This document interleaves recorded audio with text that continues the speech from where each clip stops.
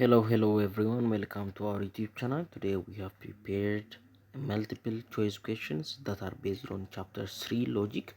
So by doing this question you can prepare yourself for the coming midterm and a final exam. So let's go to the question. Question number 1. What is the main difference between cognitive and emotive meaning? ጥያቄው የሚለው በኮግኒቲቭ እና በኢሞቲቭ ሚኒንግ መካከል ዋና ያለው ልዩነት ምንድን ነው የሚለው። So let's look at the choices. A. Cognitive meanings are always true while emotive meanings are false. ኮግኒቲቭ ሚኒንጎች ሁልጊዜ እውነት ሲሆኑ ኢሞቲቭ ሚኒንጎች ግን ፎልስ ናቸው። B. Cognitive meanings convey information while emotive meanings express or evoke feelings. ኮግኒቲቭ ሚኒንጎች የሆነ መረጃ ማስተላለፍ ሲሆን ኢሞቲቭ ሚኒንጎች ደግሞ የሚባሉት የሆነ ስሜት ቀስቃሽ የሆነ ነገር መግለጽ ነው ይለናል። express or evoke feelings and convey information. C. Cognitive meaning are used in science while emotive meaning are used in poetry. ኮግኒቲቭ ትርጉሞች የምንጠቀማቸው በሳይንስ ላይ ሲሆን ኢሞቲቭ ሚኒንጎች ደግሞ የምንጠቀማቸው ከግጥም ጋር በተያያዙ ሁኔታዎች ላይ ነው ይለናል። ዲ. ኮግኒቲቭ ሚኒንግ አር ኒውትራል ዋይል ኢሞቲቭ ሚኒንግስ አር ፖዚቲቭ። ኮግኒቲቭ ሚኒንጎች ምንም ኒውትራል የሆነ ትርጉም ያላቸው፣ ኢሞቲቭ የሆኑ ግን ሁሌም አዎንታዊ ወይም ፖዚቲቭ እንትን ያላቸው ሚኒንግን ያላቸው ይለናል። ሶ ምን ይመስላችኋል? ሶ ኮግኒቲቭ ተርሞች ወይንም ደግሞ ፍሬዞች ዋና የሚገልጹት ነገር ምንድን ነው? መረጃ ነው። በቃ መረጃን መግለጽ ነው። ኮንቬይ ኢንፎርሜሽን፣ መረጃን ማስተላለፍ ነው። ኢሞቲቭ ሚኒንግ ግን የሚባለው ለሆነ ተርም ወይንም ፍሬዝ የሆነን ስሜት ለመቀስቀስ የሆነ እናንተ ጀግኖች፣ እናንተ እንዲዎች ምናምን የሚል ከሆነ ለምሳሌ ኢሞቲቭ ሚኒንግ ነው። ኮግኒቲቭ ሲሆን ከሆነ ግን መረጃን የማስተላለፍ ሁኔታ ነው። ለምሳሌ ስለ ግድቡ የሆነ ሰው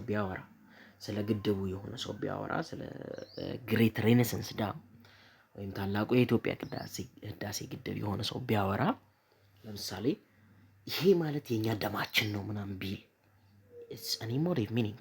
But when someone says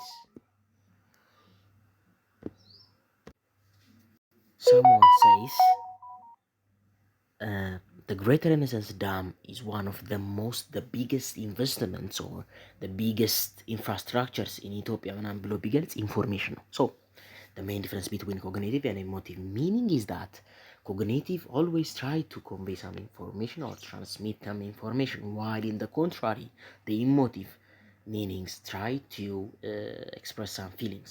So the answer for question number 1 will be B. Cognitive meanings convey information while emotive meanings express or evoke feelings. So the answer for question number 1 is B. Question number 2. A statement containing terms like inhuman, murdering, and innocent to describe abortion is an example of what type of meaning? ስለዚህ ስለ ጽንስ ማጨናገፍ ወይም ማስወረድ እንደነዚህ ይሄ ኢሰብሃዊ ወይም መርደር፣ ግድያ፣ ኢኖሰንት የሆነ ልክ ያልሆነ የሆነ እንደዚህ አይነት ተርሞች ምን ነው የሚገልጹት? ኤ ኮግኒቲቭ ሚኒንግ፣ ቢ ኢሞቲቭ ሚኒንግ፣ ሲ ስቲፑሌቲቭ ዲፊኒሽን፣ ዲ ሌክሲካል ዲፊኒሽን። ስለዚህ የትኛው ይመስላችኋል? So this question is mainly related to the first question. So we have seen that an emotive meaning is a term or a phrase that is trying to evoke some emotion or express some emotion. So እዚህ ጋር ስለ አቦርሽን ሲያወራ አቦርሽን ማለት ኢሰብአዊ የሆነ ተግባር ነው፣ ግድያ ነው፣ ወይም ንጹህነት የጎደለው ስራ ነው ብሎ ሲገልጽ ኢሞቲቭ ሚኒንጉን ነው እየገለጸ ያለው ማለት ነው። ሶ we can say that this is an emotive meaning። ስለዚህ የሁለተኛ መልሱ ቢ ይሆናል ማለት ነው። ሶስተኛ according to document what is a term? ተርም የሚባለው ምንድን ነው? ኤ ተርም የሚባለው ምንድን ነው? ኤ a proper name only, B a descriptive phrase only, C any word or arrangement of words that can serve as the subject of the statement, D a word that has a single definitive meaning። ስለዚህ ወርድ የሚባለው ምንድን ነው? እሺ አይ ሚን ተርም የሚባለው ምንድን ነው? ሶ ተርም ምንድን ነው ነው ዋና ጥያቄ። ፕሮፐር ኔም ኦንሊ ነው። ይሄ ኖርማል ምን ስም ነው የሚባለው? ጀስት ፕሮፐር ኔም እሱ አይደለም። ኦንሊ ዲስክሪፕቲቭ ፍሬዝ የሆነ ገላጭ የሆነ ይሄም አይደለም። ሲ ኤኒ ወርድ ኦር አሬንጅመንት ኦፍ ወርድስ ዳት ካን ሰርቭ አስ ሳብጀክት ኦፍ ደ ስቴትመንት። የሆነ ለስቴትመንቱ ለአንድ ስቴትመንት የሆነ አንድ ሊሆን ይችላል ወይም ወርዶች አጠቃላይ አንድ ላይ ተዋቅረው ዋና የስቴትመንቱ ሳብጀክት ሲሆኑ ተርም ይባላል። ስለዚህ ሲ ኢዝ ኮሬክት አንሰር። አራተኛ እንመልከት። ዋት ዳዝ the intentional meaning of a term consist of? ምንድን ነው የሚይዘው? ኢንቴንሽናል ሚኒንግ ኦፍ ኤ ተርም ምንድን ነው የሚይዘው? ዋና ዲፊኒሽኑ ኤ the members of the class that the term denotes, the members of the class that the term denotes እነዛ ክፍልፋዮችን እያንዳንዱን እዛ ውስጥ የሚካተቱትን ሜምበሮች የክላሱ ሜምበሮች ነው። ቢ the quality or attribute that the term connotes ያ ተርሙ የሚገልጸውን ኳሊቲውን ወይ አትሪቢዩቱን ነው። ሲ the emotions the term evokes ያ ተርም የሚገልጸውን ስሜት ነው። ዲ the dictionary definition of the term የተርሙን ቀጥተኛ የዲክሽነሪ ትርጓሜ ነው። ስለዚህ የትኛው ይመስላችኋል? ሶ ቢ ላይ ያለው በትክክል ይገልጽልናል። ኢንቴንሽናል ሚኒንግ የሚባለው በትክክል ያ ወርድ ሊገልጽ የተፈለገውን እንትን ነው ማለት ነው። ስለዚህ the correct answer is B። ሶ እንዴት ነው አሁን የምንሰራው? 20 ጥያቄዎች ስለሆነ ከ20 ምን ያህል እንዳገኛችሁ ራሳችሁን መፈተሽ አለባችሁ። the members of the class that a term denotes are the members of the class that a term denotes are its dash ሲላሻል። ስለዚህ የአንድ ክላስ ሜምበሮቹ ይሄ ተርሙን የሚገልጹት ምንድን ነው የሚባሉት? ኤ ኢንቴንሽንስ፣ ቢ ኮኖቴሽንስ፣ ሲ ኤክስቴንሽንስ፣ ዲ ኮንቬንሽንስ። ስለዚህ የትኛው ይመስላችኋል? ሶ የዚህ መልሱ ኤክስቴንሽን ሲ ነው ማለት ነው። ሜምበርስ ኦፍ ደ ክላስ ስለሚል የክላሱን እያንዳንዱን ክፍልፋይ the members of the class that the term denotes are its extension። number 6 እሺ the term unicorn is an example of a term with what kind of extension? ዩኒኮርን የሚባለው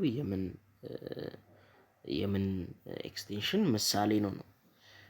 ኤ ኢንክሪዚንግ ኤክስቴንሽን፣ ቢ ኮንቬንሽናል ኤክስቴንሽን፣ ሲ ኢምፒቲ ኤክስቴንሽን፣ ዲ ዲክሪዚንግ ኤክስቴንሽን።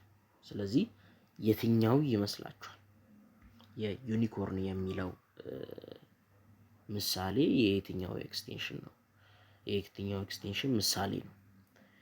ኤ ኢንክሪዚንግ ኤክስቴንሽን፣ ቢ ኮንቬንሽናል ኤክስቴንሽን፣ ሲ ኢምፒቲ ኤክስቴንሽን፣ ዲ ዲክሪዚንግ።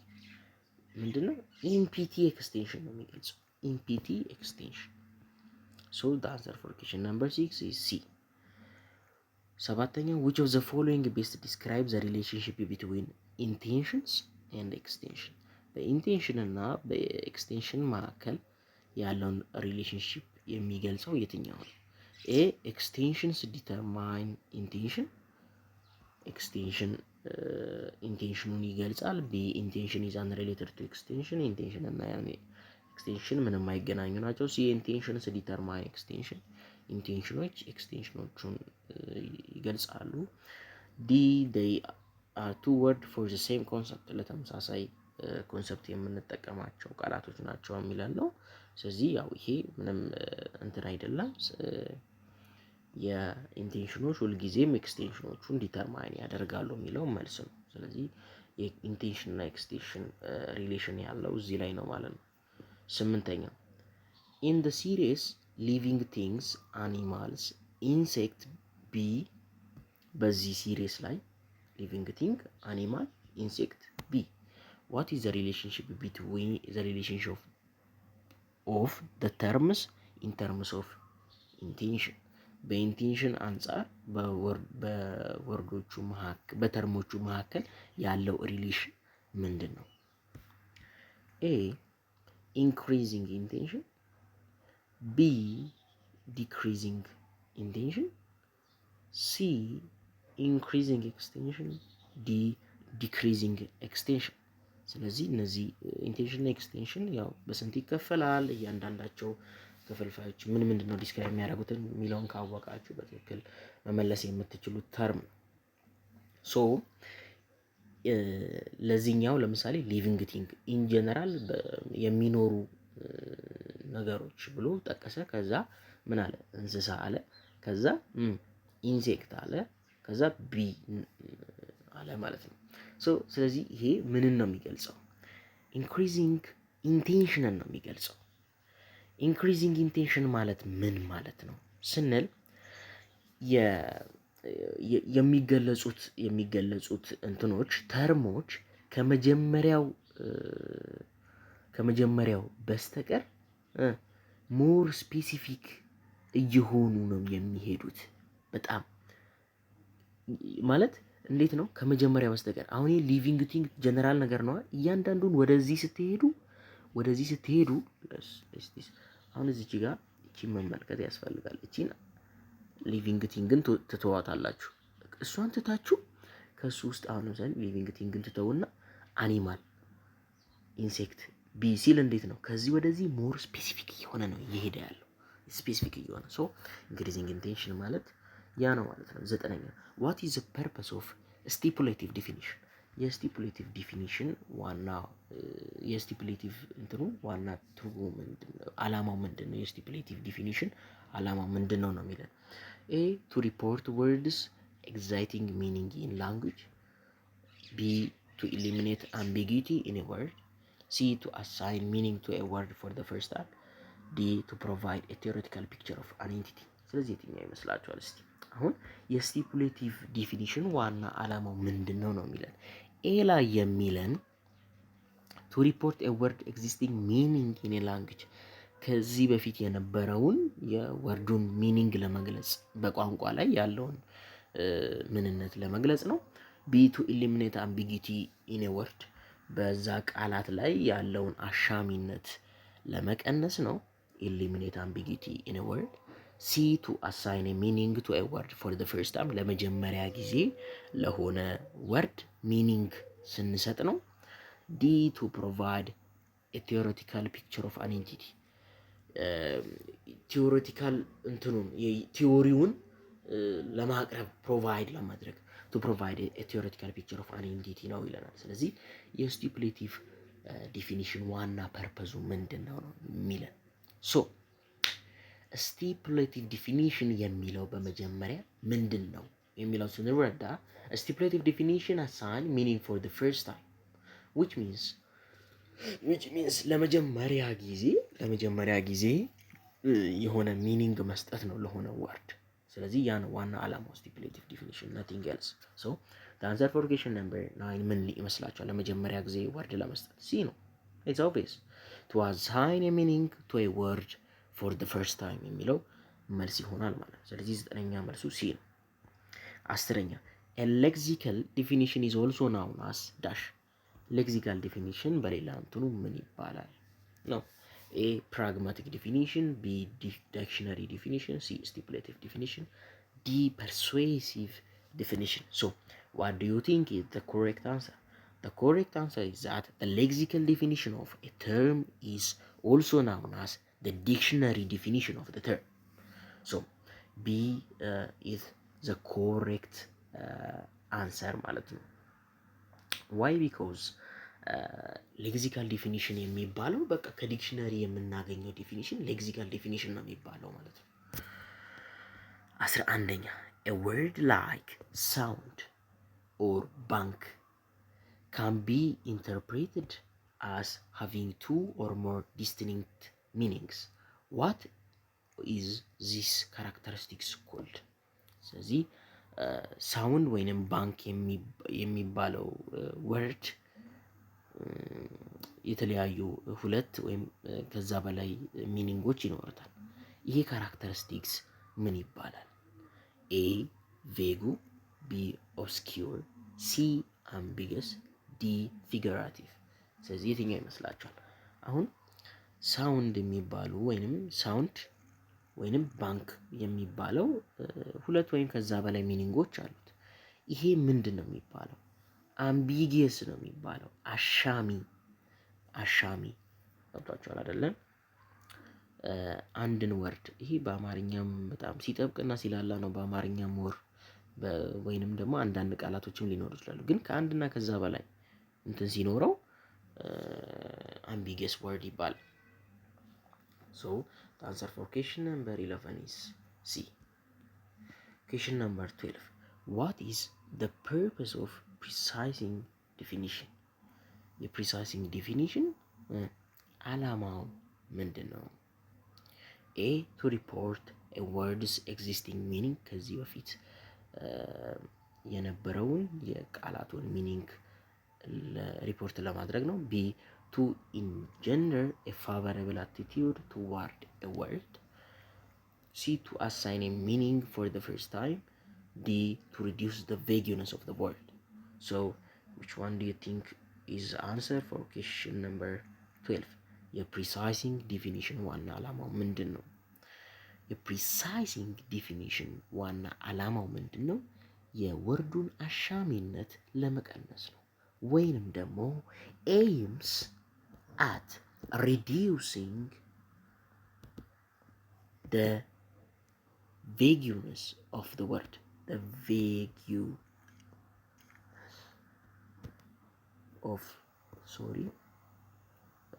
vagueness of the word.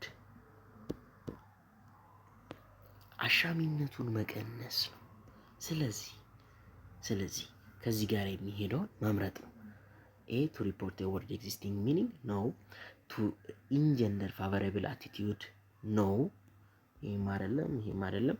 To assign a meaning for the first time. ለመጀመሪያ ጊዜ ይሄን ያው ከለያየ ነው። D. To reduce the vagueness of አሻሚነቱን ለመቀነስ ነው። ስለዚህ 12ኛ መልሱ D ነው ማለት ነው። 13ኛ Which type of definition provide a theoretical picture or characterization of the entity denoted by the defendant? ስለዚህ የትኛው ዲፊኒሽን ነው ቲዮሬቲካል ፒክቸር ወይንም ደግሞ ካራክተራይዜሽን ወይም ይሄ ምስላዊ አገላለጹን ወይም መገለጫዎቹን የሚገልጸው በየትኛው ነው? A. Stipulative, B. Lexical, C. Persuasive, D. Theoretical. ስለዚህ የትኛው ይመስላችኋል? So the answer is D. Theoretical የምንለው ነው ማለት ነው። ስለዚህ ቲዮሬቲካል የሚባለው ዲፌነንደም በመባል ይገለጻል ማለት ነው። ስለዚህ the answer for question number 13 is D. 14ኛ What is the primary goal of a persuasive definition? የፐርሱሲቭ ዲፊኒሽን ዋና ጎሉ ምንድን ነው? A. To provide persuasive ይሄ እንዴት ነው? persuasive ማለት ለማሳመን የሚጥር እንትን ማለት ነው። persuasive A. To provide a neutral factual meaning ይሄ ነፃ የሆነ ፋክቹዋል ሚኒንግን ፕሮቫይድ ለማድረግ ነው። B. To eliminate ambiguity አሻሚነትን ለመቀነስ ነው። C. To create favorable or unfavorable attitude toward the defendant ያሉትን ፋቨረብል ወይንም ደግሞ አንፋቨረብል እንትኖች ለመፍጠር ነው። C. D. To assign a new meaning to an old word. ስለዚህ የትኛው ይመስላችኋል? ስለዚህ በአንድ ዲፌንደም ላይ ያሉትን ፋቨረብል እና አንፋቨረብል ኮንዲሽኖች ወይንም ደግሞ ኢንጀንደር ማድረግ ፋቨረብል ኦር አንፋቨረብል አቲቲዩድ ኢንጀንደር ወይንም ደግሞ ክሬት ማድረግ ፐርሱሲቭ ዲፊኒሽን ዋና ጎሉ ነው ማለት ነው። እንደገና ደግሞ ሌላው መገንዘብ ያለብን በጣም ኢሞሽናሊ ቻርጅድ የሆኑ እንትኖች ናቸው እነዚህ ሚኒንጎች የሚኖራቸው ማለት ነው። ከስሜት ጋር በተያያዘ ፐርስዌድ ለማድረግ ስለዚህ the answer for question number 14 is see that to create a favorable or unfavorable attitude toward the defendant የሚለው መልስ ይሆናል ማለት ነው። ከ20 ምን ያክል እንዳገኛችሁ ራሳችሁን መገምገም አለባችሁ። እሺ 15ኛ assigning a meaning to the word philosophy by listing its subclasses metaphysics, epistemology and logic etc is an example of what type of definitional technique የትኛው ዲፊኒሽናል ቴክኒክ ነው ፊሎሶፊ ወይንም ፍልስፍናን በስሩ ያሉትን ሳብ ክላሶች በመግለጽ እንደ ሜታፊዚክስ ኤፒስቴሞሎጂ እና ሎጂክ ያሉትን በመግለጽ ለማብራራት የሚሞክረው የዲፊኒሽን ቴክኒክ ወይም ስልት ወይም ዘዴ የትኛው ነው? ኤ ዲሞንስትሬቲቭ ዲፊኒሽን፣ ቢ ኢኑሜሬቲቭ ዲፊኒሽን፣ ሲ ዲፊኒሽን ባይ ሰብ ክላስ፣ ዲ ኢቲሞሎጂካል ዲፊኒሽን የትኛው ይመስላችኋል? ይሄ ምንም ብዙም እንትን አይደለም። ሳብ ክላሱን እየገለጸ ነው። the subclasses, the metaphysics, the epistemology and the logic are listed. So due to this we say that this technique is the definition by subclass. እንዴት ነው የሆነ ነገር ለመግለጽ ሲሞክር በስሩ ያሉትን ክፍልፋዮቹን በመግለጽ የሚጠቀመው የዲፊኒሽናል ቴክኒክ ታይፕ is called definition by subclass. Definition by subclass ማለት ነው። So the answer for question number 15 is C. Question number 16. What is the defines in a synonym definition? Defines የሚባሉት በሲኖኒም ዲፊኒሽን ላይ ምንድን ናቸው? A single word that connotes the same attribute. A single word that connotes the same attribute as the definition. B a group of words disclosing the word's ancestry. C a list of experimental procedures. D a genus term and a difference. ስለዚህ defines የሚባሉት በሲኖኒም ዲፊኒሽን ላይ ምንድናቸው ነው ዋና ጥያቄ አይደለ? ዲፋናይንስ የሚባሉት ምንድናቸው? አንድ ወርድ ሲሆን እንዴት ነው ተመሳሳይ የሆነ ወርድ ነው ኮኖት የሚያደርጉት ከዲፈናንደሙ ጋር ማለት ነው። ስለዚህ ለምሳሌ ይሄን በምሳሌ እንረዳ ከተባለ ለምሳሌ ፊዚሻን የሚለውን ዲፋናይንስ ከዲፈናንደሙ ጋር ያለው እንትን ዶክተር ፊዚሻን እና ዶክተር ኤክስቼንጀብሊ ወይንም ደግሞ ከሁለት አንዱ እንጠቀማቸዋለን አይደለ? ስለዚህ በተለዋጭነት የምንጠቀማቸው ናቸው። ስለዚህ ከዲፈናንደም ጋር ተመሳሳይ ዲፊኒሽን ያላቸው ዲፋናይንስ ይባላሉ በሲኖኒም ዲፊኒሽን ላይ ማለት ነው። the answer for question number 16 is A. ከ16ቱ ስንቱን አገኛችሁ? ራሳችሁን ፈትሹ። ኮመንት ላይ የተለያዩ ጥያቄዎችን ጠይቁ። ከዛ በኋላ ስህተትም ካለ ንገሩን። እንደገና ደግሞ ሳፖርት ለማድረግ የምትፈልጉ ከሆነ በደንብ ላይክ አድርጉ። A definition that assigns a meaning to a word by disclosing its ancestry is called dash.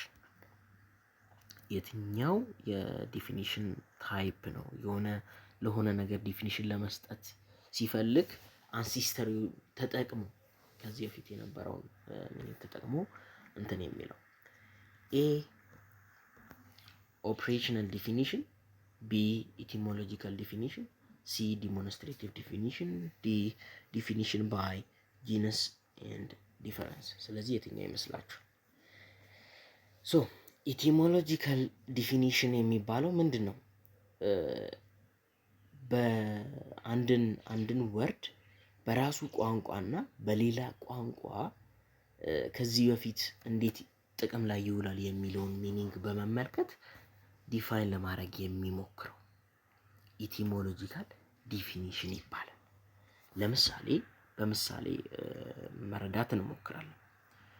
አሁን ኦርቶዶክስ የሚለውን ለምሳሌ ለመረዳት ወደ ግሪኩ ሄደን ያንን መረዳት እንችላለን። ኢቲሞሎጂካል ዲፊኒሽን የሚባለው ይሄ ወደ ኋላ ያለውን ኦሪጂኑን በመሄድ የምንረዳው። ሶ ዘ አንሰር ፎር ኩዌስችን ነምበር 17 ኢዝ ቢ።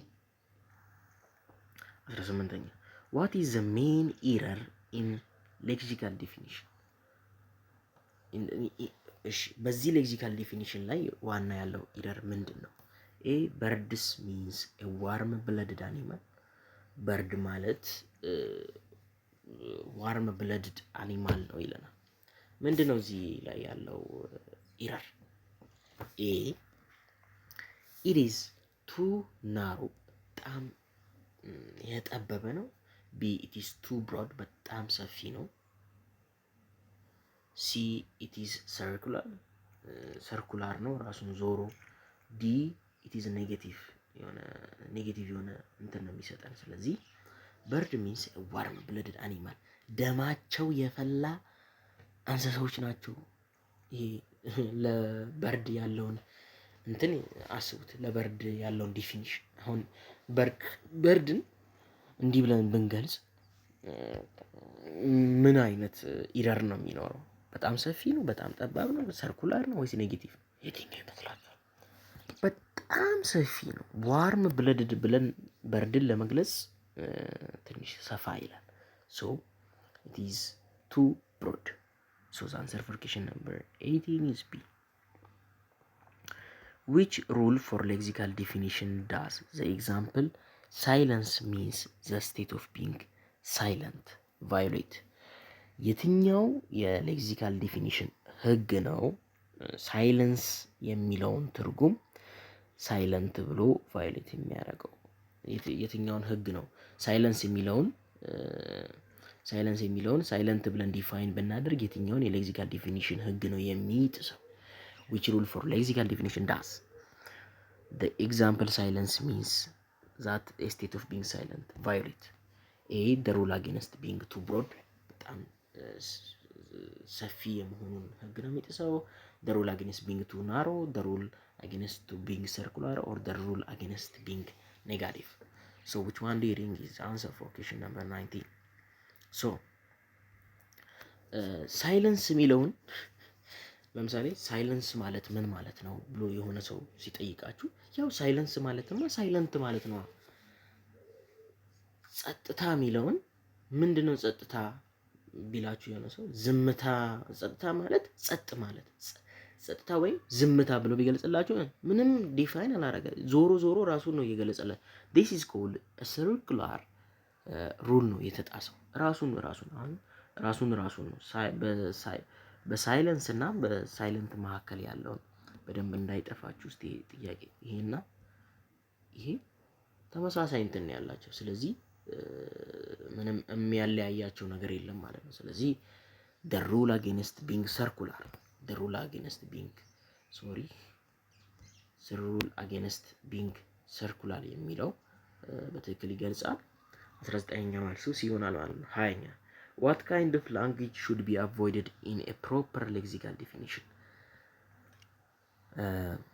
ምን አይነት ቋንቋዎች ናቸው በሌክሲካል ዲፊኒሽን ጊዜ አቮይድ ማድረግ ያለብን? ኤ ፊገራቲቭ፣ ኦብስኪውር፣ ቬግ ኤንድ አምቢጊየስ፣ ቢ ሳይንቲፊክ ኤንድ ፊሎሶፊካል፣ ሲ ኢሞሽናል፣ ዲ ቦዝ ኤ ኤንድ ሲ። ሶ እንዴት አይነት እንትኖችን ነው አቮይድ ማድረግ ያለብን? ምን አይነት ቋንቋዎችን ነው አቮይድ የሚያደርገን ሌክሲካል ዲፊኒሽንን ስንገልጽ? ሶ ፊገራቲቭ በደንብ ገላጭ የሆነ፣ ኦብስኪውር፣ ቬግ፣ አምቢገስ እነዚህ አሻሚ በጣም እንትን የሆኑ እነዚህም በደንብ አቮይድ ማድረግ አለብን። ሳይንቲፊክ እና ፊሎሶፊካል ይሄ ከሳይንስ ጋር ከተያያዘማ ጥሩ ነው እንደውም እንጂ፣ ስለዚህ የመልስ አይሆንም። ሲ ኢሞሽናል ከስሜት ጋር ሪሌትድ የሆነውን ይህንንም አቮይድ ማድረግ አለብን። ስለዚህ እነዚህ ሁለቱን ኤ እና ሲን አቮይድ ማድረግ አለብን ማለት ነው። ሶ ዘ አንሰር ፎር ኩዌስችን ነምበር 20 ኢዝ ዲ። ሶ ጥያቄዎቻችንን ጨርሰናል። በየቀኑ ሁለት ቪዲዮ ይደርሳችኋል። ሰብስክራይብ አድርጋችሁ የደወል ምልክቷን ብትጫኑ ልክ በየቀኑ ሁለት ቪዲዮ ሲለቀቅ ኖቲፊኬሽን ይደርሳችኋል ማለት ነው። እስከ ቀጣይ ድረስ ቸር ሰንብቱ።